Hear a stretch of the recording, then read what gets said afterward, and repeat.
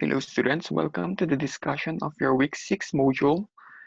And for this video, we are going to discuss the first module for your week 6.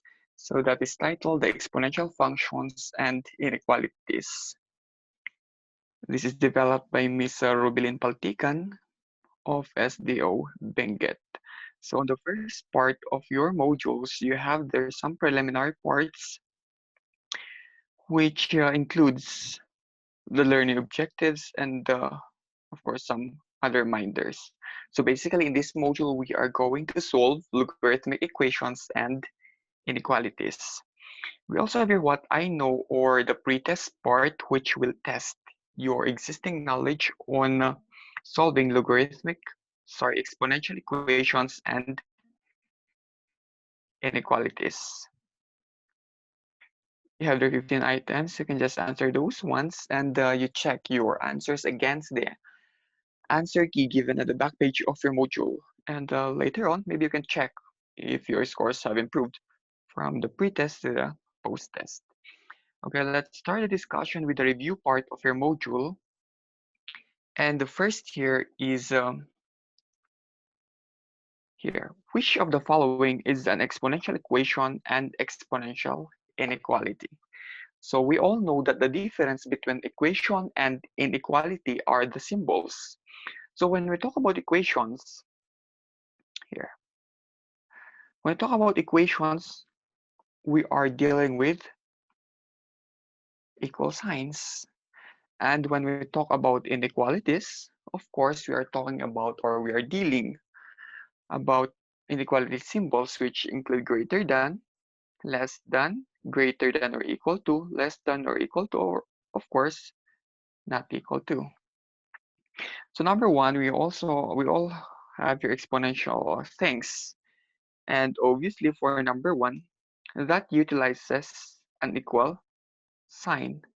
That means that is an exponential equation. For number two, that also uses an equal symbol, so that is still an exponential equation. And for number three, that is greater than, so greater than will fall under inequality symbol. Therefore, number three is an exponential inequality. So that is for the first part of your review. For the second part, we have here a recall of your laws of exponents. So maybe most of you have forgotten this one. So let us illustrate per law. Okay, number one, we have the a raised to negative n is equal to 1 all over a raised to n. This simply says that if we get a reciprocal of a term, then the exponent will become opposite. If it is positive, it will become negative, and if it is negative, then it will become positive. For example, we have here 2 raised to 5. We wish to get its reciprocal. So when we say reciprocal, pag numerator pupunta sa denominator, and pag denominator pupunta sa numerator. So since 2 raised to 5 is in the numerator, the denominator of this is 1, right? So if we get the reciprocal, ibig sabihin bababa si 2 over 5. So this is still equal to 1 over 2. Still the exponent is 5. But since binaba natin siya, magiging negative ang ating exponent.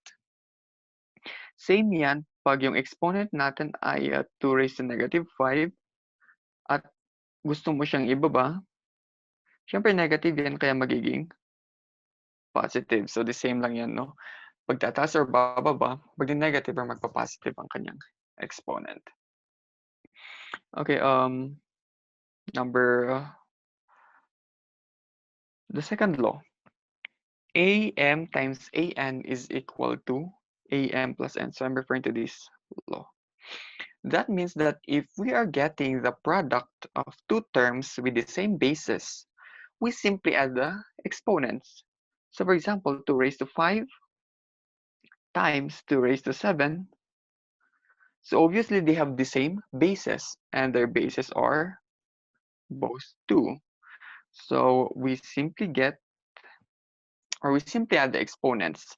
So the exponent of the first one is 5, the exponent of the second one is 7. So this can be simplified to 2 raised to 12. Ganun lang siya, no? Okay, so next, we have here the third law, or a raised to m over a raised to n is equal to a raised to m minus n. So medyo kabaliktaran siya ng second law. So second law, if we get the product, we simply add the exponents. For this one, if we get the quotient naman, if we divide them, sorry, say for example, 2 raised to 7 over 2 raised to 5. Since division yan, ang gagawin naman natin ay we simply subtract their exponents. So that will become 2 raised to 7 minus 5. Siyempre, pag 5 yung nasa taas, that will become 5 minus 7. Basta yung taas pala yung nauuna. So that will be equal to 2 raised to 7 minus 5 is 2. But remember class, dapat palaging they should have always the same base. Okay, next, the law is a raised to m raised to n. That is equal to a raised to m times n. To differentiate this with the second law, yung kanina, yung sinabi natin, 2 raised to 7 times 2 raised to 5. Kaya inad natin sila. Nagiging 2 raised to 12. Dito naman, iisa yung base. So, hindi separate base siya. Kung magiging 2 raised to 7, tapos ito raised to 5. So, ganyan yung structure ng law number 4 natin. Iba siya sa law number 2, no? So, pag ganito na hindi separate bases sila, magkadikit lang sila sa taas, we simply multiply them. So, that will be equal to 2 raised to 7 times 5 is 35.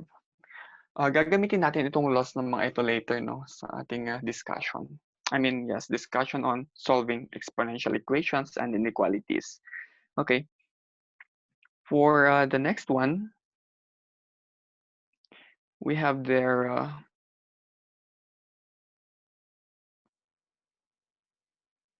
wait. Ito. AB raised to m is equal to am b m. Sorry, ulitin natin. Itong fifth law natin, AB raised to m is equal to am b m. Ibig sabihin yan, we can, if we have a product, no, of terms and they are raised to an exponent, we simply get the exponent, the individual exponents of the terms. So say for example, you have your xy raised to 5. So according to our fifth law, pwede natin siyang i-distribute sa kanila. So magiging x5, y5. Ganun yan. Same if that is a quotient. Say for example, xy raised to 5. Parehas yan, magiging x raised to 5 over y raised to 5. So parehas sila, no? Kasi naka-enclose sila sa parentheses. But this is only applicable for multiplication and division. It's not applicable for addition and subtraction. Okay, so I hope that's clear. So again, gagamitin natin itong mga laws later on. Okay, for our lesson proper, we have here, it says here that some exponential equations can be solved by using the fact that exponential functions are one-to-one. Hence, we have your class, the one-to-one property of exponential functions. So let's examine this. Sabi dito, for a greater than 0 and a is not equal to 1, if a raised to m is equal to a raised to n, then m is equal to n. Ibig sabihin yan, class, if you have the same basis, no, greater than 0 always, that is for exponential functions, exponential equations in general. So for example, 2 raised to 5 or 2 raised to x is equal to 2 raised to 5, sabi niyan. According to this property, since the same base sila, which is 2, we simply equate their exponents. So, pwede natin gawing x is equal to 5. Ganun yan, no? Kasi same base sila. Yun yung sinasabi ng ating property. For example, we have here 3 raised to x is equal to 4 raised to 7.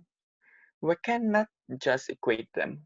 Hindi natin pwedeng sabihin na x is equal to 7 kasi magkaiba sila ng base. Ang base nito ay 3, ang base nito ay 4. Okay.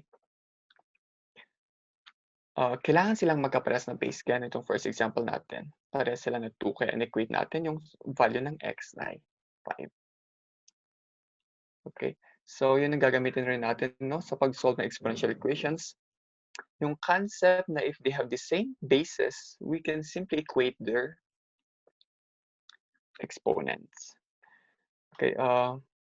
For the exponential inequalities naman, so actually the same rin lang yan.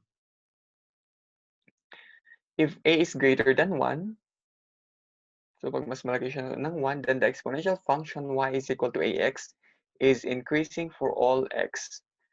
So the same, if they have the same base, ito, they have the same base, am is less than an, then m is less than n.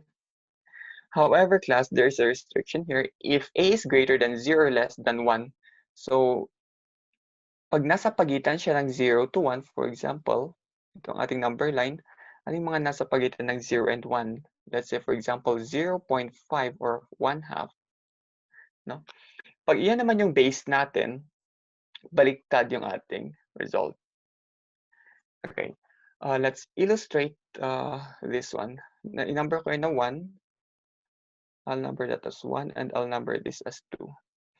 So number 1, greater than 1 ang ating base. So let's say 2 raised to x, ayan, si 2 ulit, is greater than 2 raised to 5, no? Parang kanina lang. So since greater than 1 yan and they have the same base, we can simply get their exponents. So parang cancel pero hindi actually siya cancel. It's a property. So maiwan lang yung exponents natin kaya magiging x is greater than 5. That is for number 1 because that is greater than 1. Whereas, if it is less than 1 and greater than 0, so for example, our base is 1/2 x greater than, okay, so lahat yan naka-raised to x. 1/2 raised to 5. Ama yung property natin the same, so parehas sila ng base. However, class, if i-flip natin yung ating symbol, so hindi na siya greater than, magiging less than 5 na siya. Ulitin natin, bakit parehas sa number 1, hindi natin siya pinlip because that is greater than 1. Dito sa number 2, that the bases are less than 1, kaya na-flip natin. So those are the properties which we're going to use. Okay, let's proceed with solving. Kasi ito yung importante, no? Okay, solve the following exponential equation. Number 1, 2x is equal to 2. Okay, solution natin dito. Ang sinasabi natin kanina, dapat parehas na base. So this is actually 2x is equal to 2. Pag walang nakasulat na exponent, that means automatically that is 1. Therefore, since they have the same base already, we can already equate the exponents. Kaya magiging x is equal to 1. Kasi parehas na 2 ang ating base. Therefore, our answer there is 1 as a value of x. Okay, number 2. 36 raised to x is equal to 6 raised to x minus 9. Ang problema natin dito, yung base nito ay 36, yung first term, or yung left term. Nung yung nasa right term, ang base natin ay 6. Ang sinasabi natin kanina, dapat parehas sila ng base. So ang gagawin natin dito, ipagpaparehas natin ang kanilang base before we are going to equate the exponents. Paano natin gagawin yan?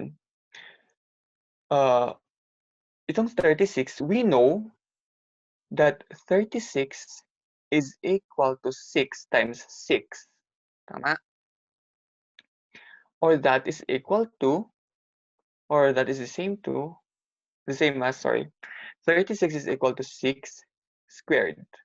Dalawang 6, diba? 6 times 6. Bakit natin pinili yung 6 na isusulat sa 36? Kasi yun yung base ng ating right-hand side para magkaparehas sila. Okay? Kaya dito sa ating solution, ito yung first one, 36x raised to x is equal to 6 raised to the quantity x minus 9. We rewrote that as 6 squared. Again, para magkapareha sila ng base nung nasa right-hand side. Kaya magiging 6 raised to the quantity x minus 9. And yung walang nagbago dyan, class, kasi 6 squared is the same as 36. So kahit i-rewrite mo yan, parehas pa rin, equal pa rin yan sa ating original na equation. Okay? And using the laws of exponents kanina, pag magkadikit sa taas, we can simply multiply them. Kaya magiging 6 raised to 2 times, okay, sorry. That is 6 raised to 2x is equal to 6 raised to the quantity x minus 9. And since they have the same base already, we can now equate them. Kaya naging, yung exponent na lang nun ay 2x, tapos yung exponent ng right ay x minus 9. In-equate na natin sila kasi parehas na sila ng base. Which is hindi natin agad nagawa kanina kasi magkaiba pa sila ng base ng original equation. And of course, solving further for x, that is 2x is equal to x minus 9. So, in solving for x, kailangan nating pagparehasin, no? So, itong x, paglilipat siya sa kabila, magiging minus x. Kaya naging 2x minus x is equal to, syempre yung naiwan doon ay negative 9. And then we have there 2x minus x. X is equal to negative 9. So, this is the answer. Okay. Let's have here another example for solving inequalities. So parehas lang sila, no? Ang pagkakaiba lang dito ay pag less than 1, yung ating mga base. And we i-check naman natin yan. Okay, solve the following exponential inequality. 3 raised to x is less than 3 raised to 2x minus 5. If we can observe here, same base na sila, no? Parehas na 3. Ang mga base ang nasa left and right. Therefore, we can simply get their exponents. So we have here x is less than 2x minus 5. So x yung exponent nun, 2x minus 5 yung sa kabila. Okay, and then we can simply solve for x. So, ayan. Lilipat natin sa kabila, si negative 5, kaya magiging positive 5. And then we combine like terms, so lahat ng mga may x, magkakasama ang mga yan. So 2x and then si x naman lilipat sa kabila kaya naging minus x. So algebra lang to, no? And then we can simplify here. 5 is less than 2x minus x. So 5 is less than 2x minus x is x. So 5 is less than x, or pag if you flip natin, syempre x will be greater than 5. So yung symbol depende yan, no? For equal sign, pwede natin silang pagbalik-tarin anytime, pero pag symbol, syempre it follows. So, pag uunahin natin basahin si x, syempre nakatapat si x or nakabuka kay x yung ating symbol. Kaya kahit i-flip natin sila, susunod pa rin yung ating symbol. So, the same yan. 5 is less than x or x is greater than 5. Okay, number 2. This is the same as above, no? 36 and 6, obviously they're not the same, so we are going to write 36 in terms of 6. So that is 6 squared, and so on. So the same lang yan. Let's have some other examples of what's more. Okay, for activity 1. Okay, I think there are some corrections here for number 1. Typo error ito, no? we have your 9 raised to x is less than 3 squared. So, obviously, hindi sila magkaparehas, no, ng bases. So, we need to write them in the same base. So, 9 is actually 3 times 3, tama? Or that is 9 is equal to 3 raised to 2. So, pag i-rewrite natin yan, magiging 3 raised to 2 raised to x is less than 3 squared. So, that is also the same as 3 raised to 2 times x is 2x. Sorry, that's 2x less than 3 squared. So, the same bases na sila.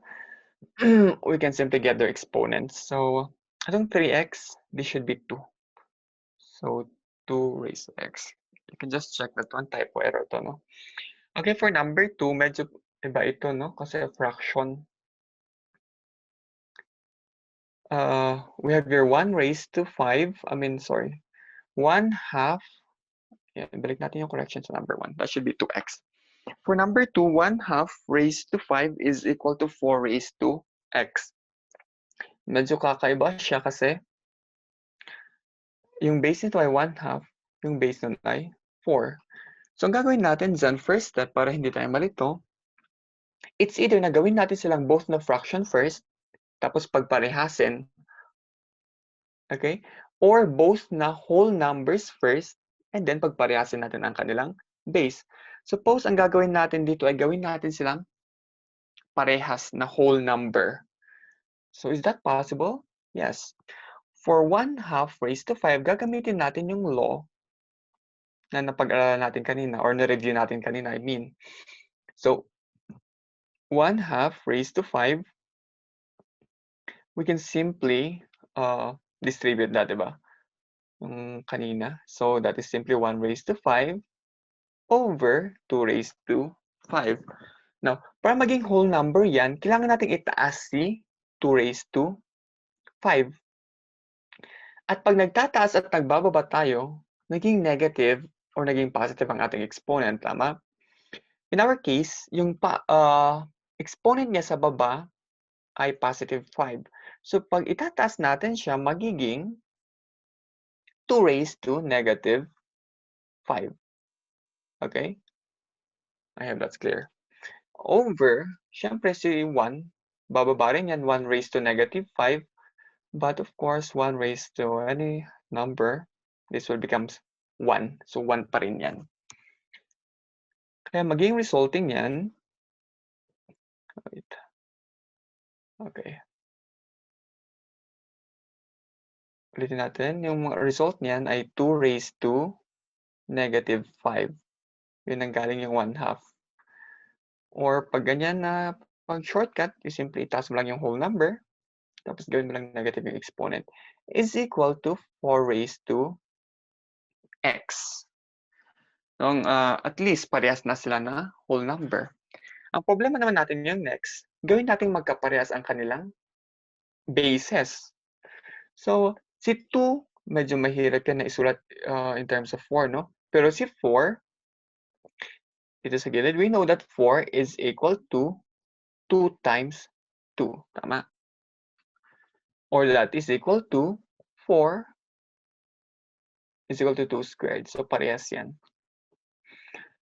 Which means that we can write that one as 2 raised to negative 5 is equal to 4 will be written as 2 squared and then yung original exponent niya, which is x. So, ang ginawa lang natin dito, we rewrote 4 as 2 squared. Kaya ang resulting yan, 2 raised to negative 5 is equal to, of course, that would be 2 raised to, magkadikit sila sa taas, so we can simply multiply them. 2 times x is 2x. Kaya nakuha yung dito sa sagot dito. Ayan, kasi the same base na sila, we can simply equate their exponents now. So yung exponent ng nasa left ay negative 5, tapos yung exponent ng nasa right ay 2x. That's why we have this answer. So ang ginagawa lang natin dito, class, is ginagamitan lang natin ng one-to-one property, no? We are still not yet solving for the value of x, and we will do that later on. Okay, so I hope that's clear. Number 3. 5 squared is greater than or equal to 25 raised to x. So the same, they have these different bases, so we need to write them or write them so that they will have the same base. Ito, so 25, we know that 25 is equal to 5 times 5, or that is 5 squared. That's why that will become 5 squared. So isusulat natin sa 25 in terms of 5 para magkapares ang kanilang base, no? And itong 25, ilalagay natin doon 5 squared, tapos syempre huwag natin kalimutan yung original exponent niya, which is x. Kaya naging 5 squared is equal to 25, which is same as 5 squared raised to x. And since the same base na sila, maiwan lang yung mga exponents. You can simply equate their exponents. Kaya maiwan dyan, 2. Sorry, hindi dapat yan equal. That should be greater than or equal. Ayan. So that is 2 is greater than or equal to 2x. Yung nasa kabila. Okay. Next, we have tried this. 4 raised to 6 is less than or equal to 64 raised to 1 plus x. Medyo malaki-laki yung 64, no? So 4 and 64, magkaiba yan.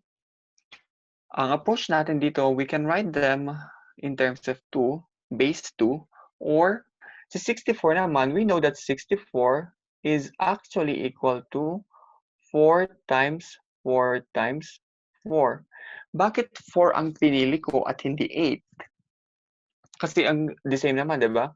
64 is equal to 8 times 8. Bakit hindi 8 ang pinili ko? Kasi class, ang goal natin dito pagparehasin ang kanilang base. Ang base lang nasa left ay 4. So pag pwede mong maisulat yung base ng isang term, in terms of the same base, diretsuhin mo na, no? So diretso na lang natin siya in terms of 4 kasi pwede naman. 4 times 4 is 16. So this is 16 times 4, that is 64. So equal yan. Which means that 64 is equal to 4 raised to ilang 4 ito? 1, 2, 3. So that is 4 raised to 3. Okay? Kaya ang maging resulting equation natin dito, 4 raised to 6 is less than or equal to, instead of writing 64, we'll use 4 raised to 3. 4 raised to 3, sorry. And of course, yung original exponent natin, which is the quantity 1 plus x. So 1 plus x taken as 1, so dapat ilagay natin ng ganun. Kasi distributive yan, no?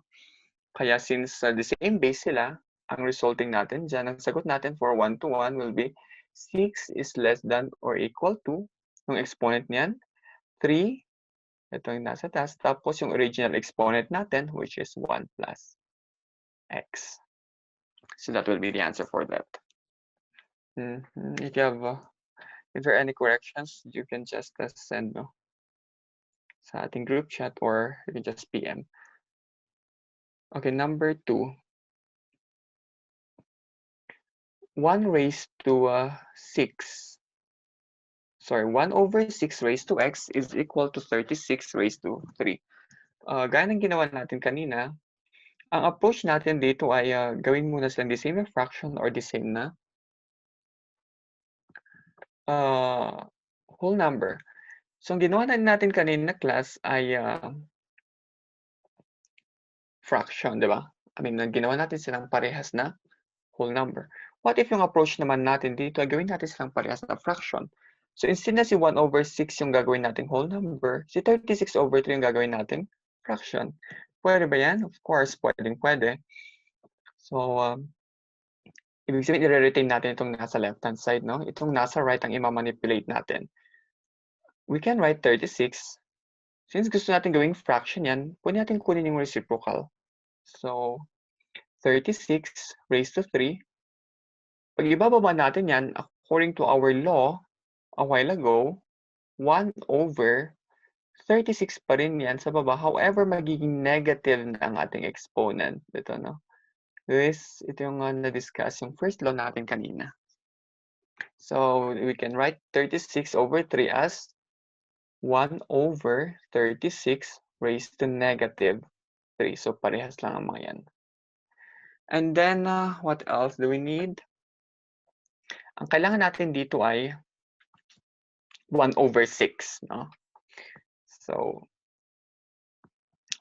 wait lang, let me just erase this one so that we'll have somewhere to write. Okay.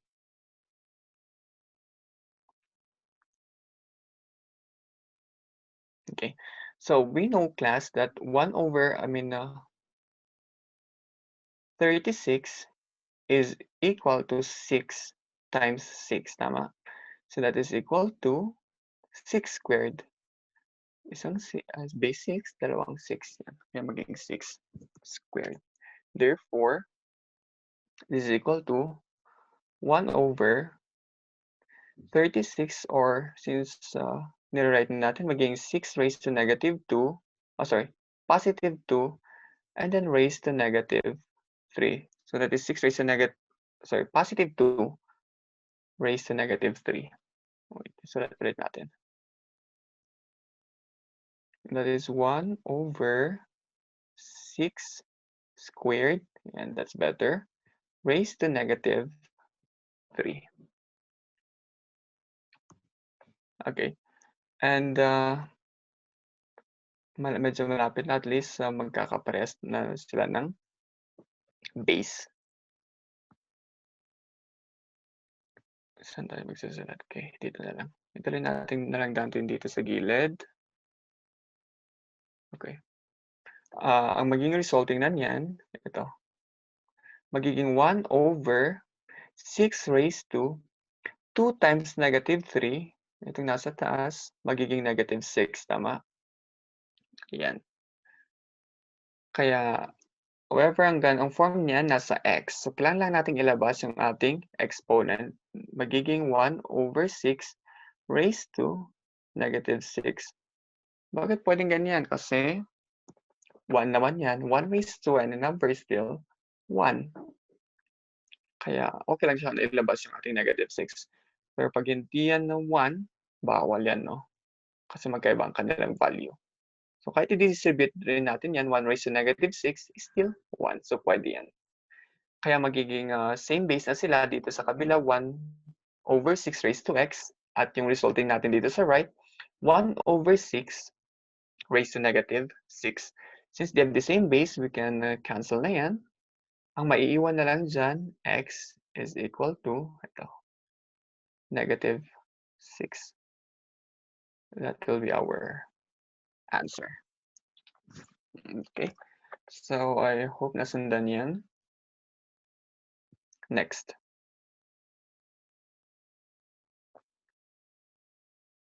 Assessment 1. Write the step showing the use of one-to-one property and the properties of an exponential inequalities. Or pag master nyo na, you can just diretso na lang natin, no? Just answer these ones. Maybe we can answer 2 and then he'll do the others. No? We can answer 1 and 2 siguro. Number 1, 4 raised to x plus 1 is less than or equal to 16. So, again, magkaiba sila ng base. Kailangan natin silang isulat ng in terms of the same bases. So 4 raised to x plus 1, tapos sa right, 16. And we know that 16 is 4 times 4. So that will be equal to, 16 is equal to 4 times 4 is 4 squared. So we have there, the same base na tayo, 4. Yung nasa left, x plus 1 is equal to, less than or equal to 16, 4 raised to 2. So parehas yan. I-write lang natin in terms of 4. Since they have the same base already, we can simply get the exponents. So x plus 1 is less than or equal to, yung exponent ng nasa right ay 2. If you would wish to solve that one further, pwede natin ilipat si 1 sa kabila, no? Para maiwan na lang si x, and then we can solve for the value of x already. So x is less than or equal to 2. Paglilipat si positive 1 sa kabila, maging minus 1. So we have there x is less than or equal to 1. Okay, and number 2, 25 is equal to 1 over 5 raised to x. Okay, parang mas madali ata, no? Pag gawin natin silang parehas na whole number. So, pag gagawin natin silang parehas na whole number, maging 25 pa rin yan is equal to 1 over 5 raised to x. So, pwede lang natin yung diretsohin, no? Parang kanina, maging 5 raised to, however, hindi na siya positive x, maging negative x na yan. Okay. Ito yung ginawa natin ng first example. And gawin lang natin sila magkaparehas na base. So 25 is actually 5 times 5, or that is simply 5 squared, is equal to 5 raised to negative x.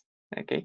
Since same base na tayo, magiging 2 is equal to negative x. You can simply equate the exponents. And if we solve for x, we divide by negative 1 or multiply by negative 1 para matanggal yung negative kay x, maging positive na siya. So x is now equal to, ayan, 2 times negative 1 is negative 2. Kasi we are solving for x and not negative x, no? Okay, if you wish na yung gagawin niyo dyan ay gawin silang parehas na fraction, pwede rin lang. Anyway, their answers will still be the same. Okay, so we have your items 3, 4, and 5.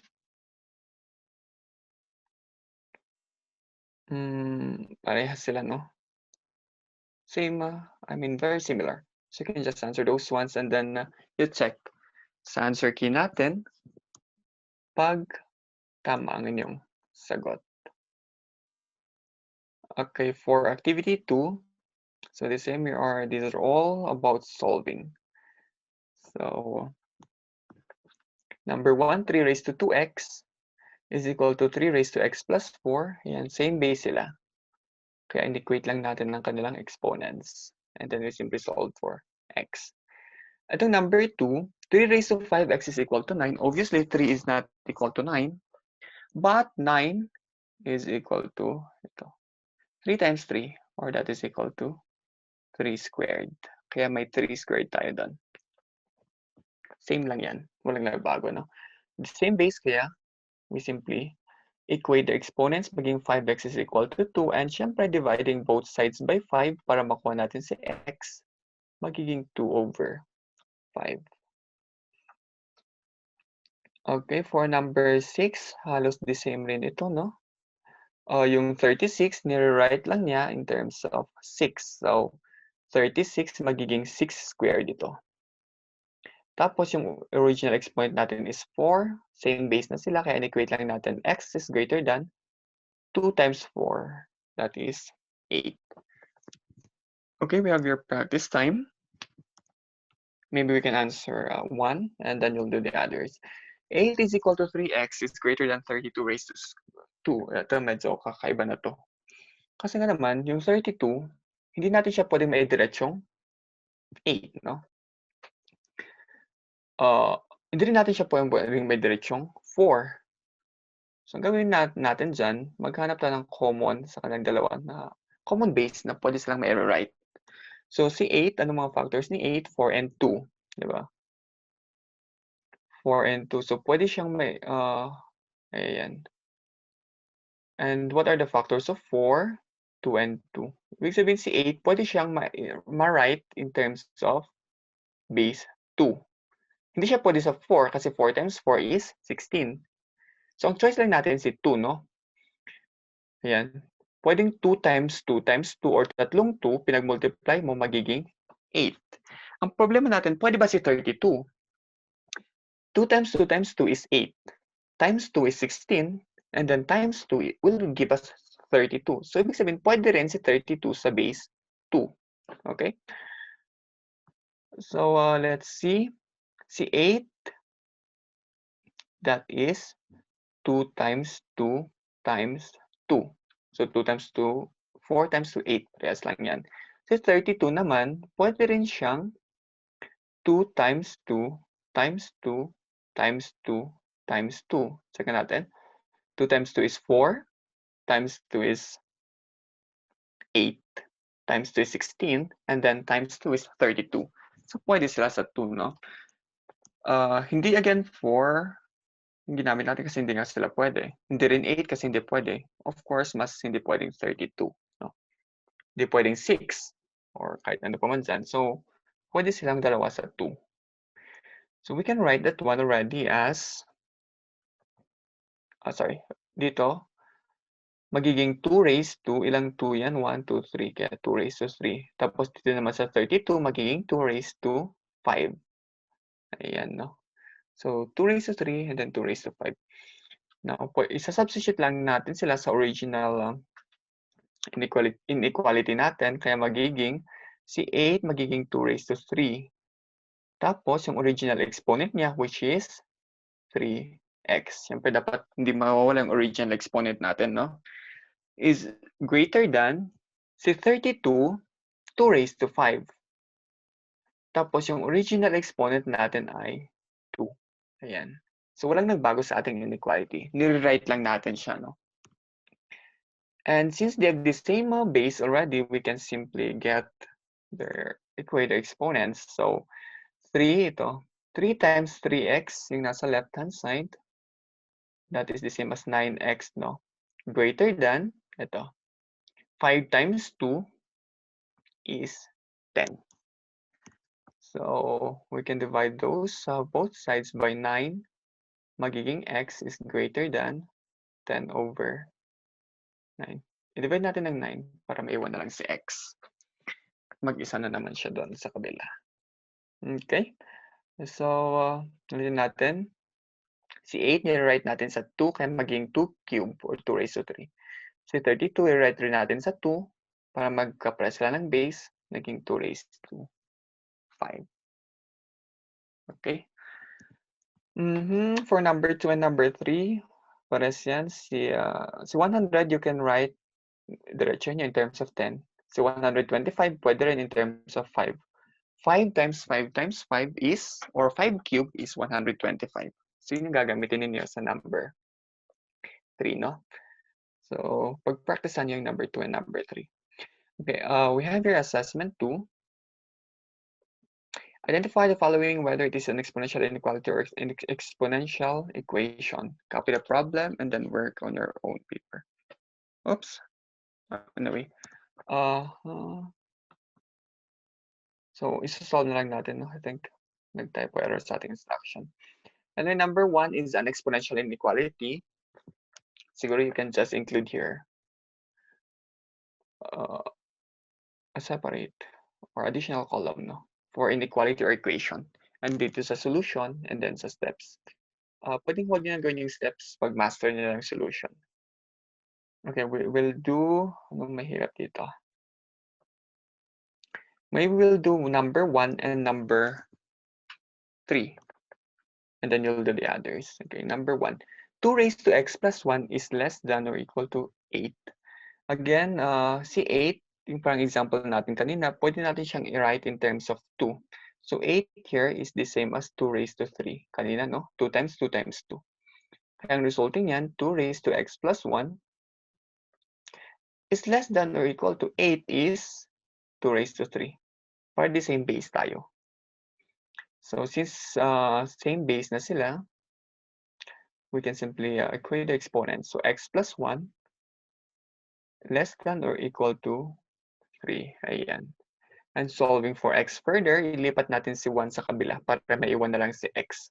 Kaya magiging x is less than or equal to 3. Ilipat natin si 1, magiging minus 1. So x is less than or equal to 3 minus 1 is 2.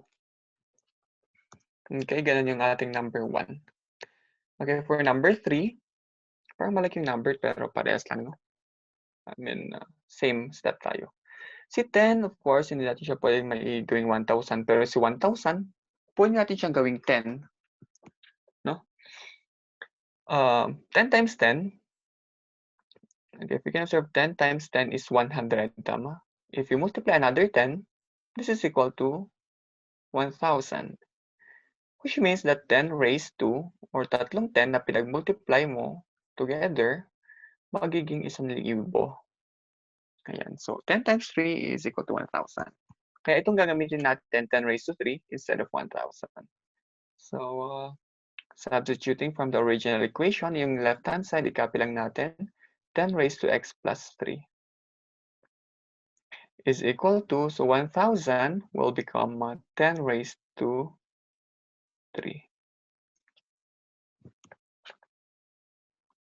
And since they're the same base already, ayan, we can simply equate their exponents. X plus 3 is equal to 3. So we have your x is equal to, lipat natin si 3 sa kabila, magiging 3 minus 3. Which will give us 3 minus 3 is 0. Okay?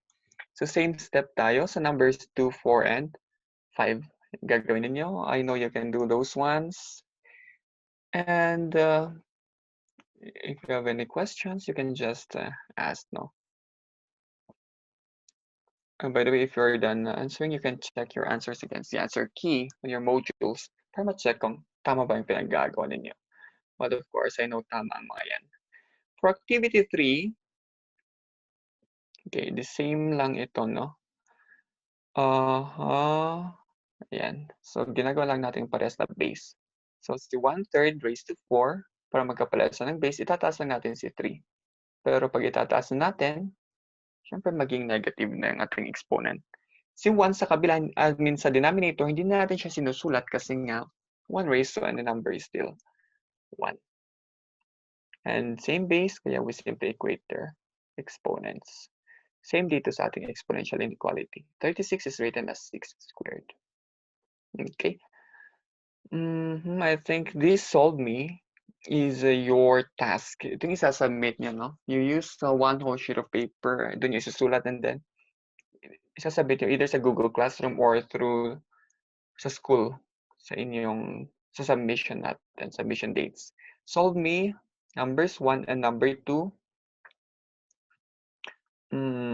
Yung number 2 yung clue natin. For number 1, ayan, parehas yan, no? You can write that one. Sige, simulan na lang natin para magkaroon ka ng clue kasi medyo complicated data to. Si 1/4 raised to 3, okay lang yan, no? Ang ima-manipulate natin dito ay nasa right para pares silang fraction. Or pwede rin naman, sige, yung ginagawa natin kanina, na gawin na lang natin whole number. So, ulitin natin. 1/4 raised to 3 is equal to 32 raised to negative x. Gawin natin whole number yan. So, this same itataas lang natin si 4. Kaya magiging 4 raised to negative 3. Naging negative na siya kasi nga tinaas natin. Is equal to 32 raised to, sorry, ulitin natin. That is 4 raised to negative 3 is equal to 32 raised to negative x. Okay, ganun yan.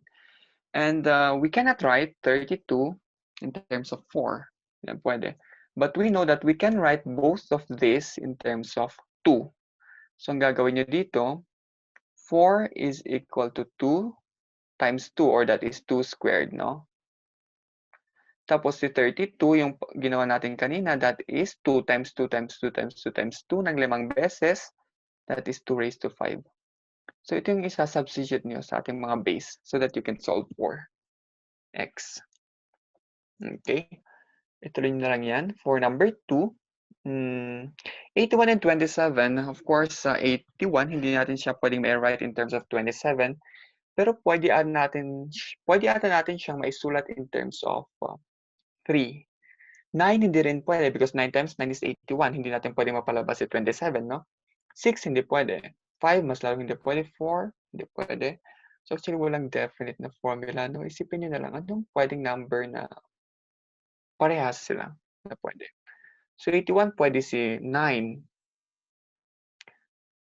Ano pa, 9 times 9. So sa kanyang sarili, hindi pwedeng ibang number. Pwede rin naman si 3, di ba? We know that for 81, okay, let's see.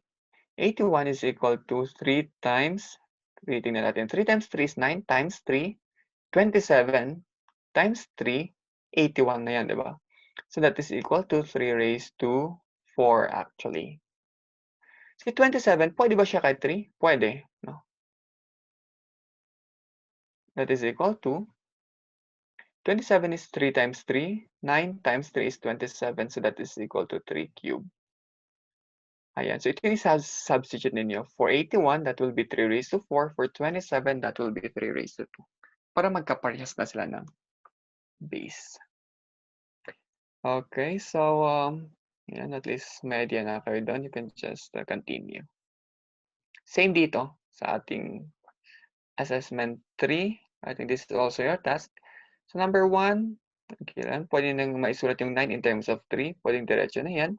For number 2, 8 and 16. So 8 times 8 is 64 already. Hindi pwede agad na diretso yan. Hindi rin pwedeng 4 kasi 4 times 4 pwede siya kay 16 pero hindi siya pwede kay 8, no? So in terms of 2, yung gagamitin rin nyo, base 2 yung gagamitin nyo sa number 2, I mean. For number 13, okay, 13 and 169, medyo mahaba yan. I mean, parang malaki. Pero pag i-check natin, 13 squared is actually 169. So you can simply use base 13, no? For number 4, the same. 49 and 7 yung base natin. You can use base 7 here. Base 7, ito base 13 sa number. Itong number 1, base 1/3 or base 3. Parehas yan. Pag itataas o ibababa nyo lang. Okay, so sa inyong papel, I want complete solutions. Not necessarily very detailed, but at least semi-complete to complete. Kung ganun ba yung term doon. Sa solve me and then assessment 3. Okay? Huwag sagot lang ha, kasi may sagot naman tayo sa answer key. Okay, so what I've learned is just some reflection time. Here you can ask yourself, may natutunan ka ba? Of course. I'm sure meron yan. Okay. Ito, I'm still not sure about kung may questions kayo. Although I'm not requiring this reflection part. But pag mga may vague or may hindi pa kayo naintindihan na part ng ating topic, again, huwag nyo ilalagay na lahat ha. Kasi meron naman at meron sigurong kahit konti dyan. So kung ano yung talagang pinakamahirap o hindi nyo pa naintindihan, you can just write it here na lang. And of course, what I can do, write your ideas. No need for this one kasi I know we'll do exponentials hanggang next week naman. So not immediately the applications. Ang gagawin nyo lang na susunod ay itong post-assessment. No? So no need for solutions. You can just pick the choice that corresponds to the best answer to each of the items here. Ito for 11 to 16, sorry, 11 to 15 dapat ito. 11 to 15, again, show your solution on the answer sheet. So show solutions there. Pare-pares lang. Okay lang yung mga basis naman natin dyan. Nothing. Okay. Additional activities, ayan. So just to include some other, parang dyan puro solving here, no? Magandang exercise rin ito. You can just answer this one across and down. Yung previous module nyo, may mali talaga na. That should be less than. Anyway, okay lang yan. Okay, so that will be the end of your module. Yung answer key again class will be your guide only para ma-check kung tama ba, no? So gawin ninyo yung mga examples or yung mga problems doon, tapos i-check nyo sa answer key. Pag tama yung sagot, ibig sabihin, tama yung pinagagawa nyo, may naiintindihan kayo. Pero pag mali, you can just ask, no? Huwag diretso agad sa answer key class. Ha? You are, sarili nyo lang ang niloloko natin doon, no? Okay, so that will be the end of this discussion. I'll see you on the next video.